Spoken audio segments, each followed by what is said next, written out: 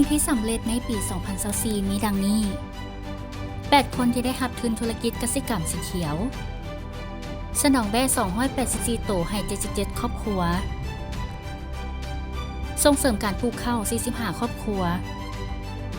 ส่งเสริมการปลูกพืช133ครอบครัว ส่งเสริมการผลิตแนวพันธุ์ท้องถิ่น12ครอบครัว สนองลูกป่า 56,042โตให้146ครอบครัว สนองไก่พื้นบ้าน150โตให้15ครอบครัว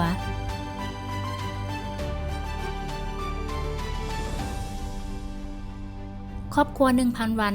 282ครอบครัวได้เป็นครอบครัวแบบอย่าง อาสาสมัครบ้าน52คนได้รับการสร้างความอาสามารถ68ครอบครัวทุกข์ยากและครอบครัวคนพิการได้มีห้องน้ำใช้174คนรับรู้เข้าใจเกี่ยวกับอาโจมเข้าสู่ปากและวิธีป้องกันพยาธิ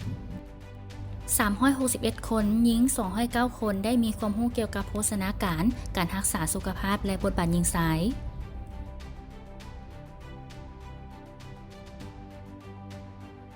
ส่งเสริมการปลูกเครื่องป่าของดงและมอบเบี้ยไม้ 3,300 เบี้ยอยู่5บ้าน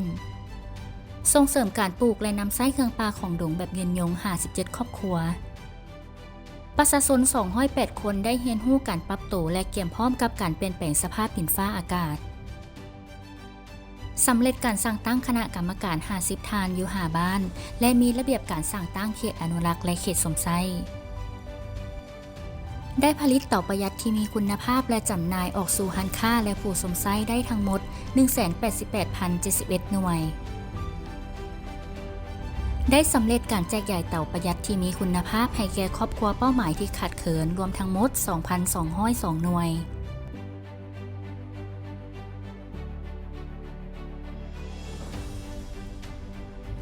699ครอบครัวที่ทุกข์ยากและผู้พิการได้รับการส่งเสริมการสร้างรายรับ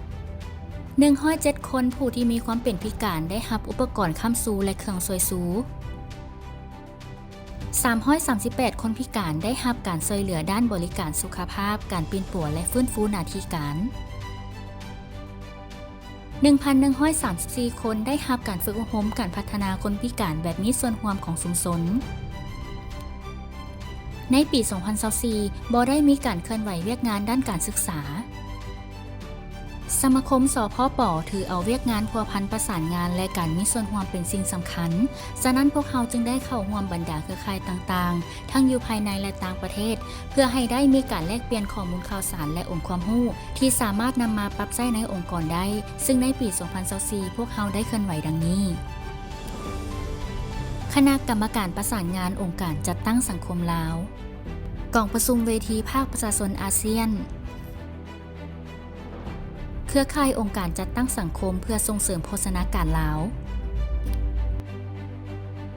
องค์การจัดตั้งสังคมลาวในการจัดตั้งปฏิบัติกฎหมายป่าไม้การคุ้มครองและการค้าไม้เครือข่ายพันธมิตรการเรียนรู้ระบบนิเวศกสิกรรมในเอเชียตะวันออกเฉียงใต้